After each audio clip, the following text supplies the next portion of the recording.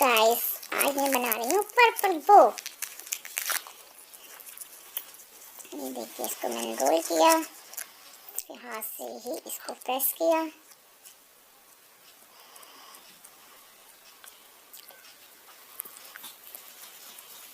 इसको पतला करेंगे थोड़ा।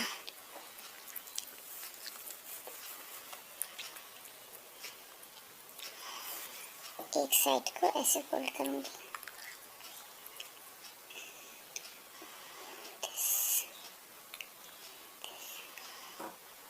यहाँ से प्रेस कर देंगे बीच से।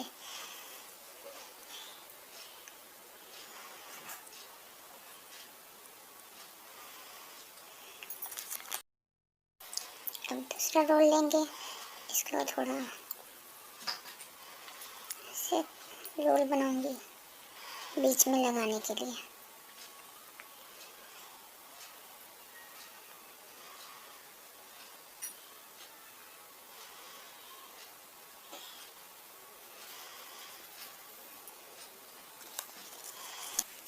डेकोरेट करते थे क्यूट वो और अच्छा लगने के लिए।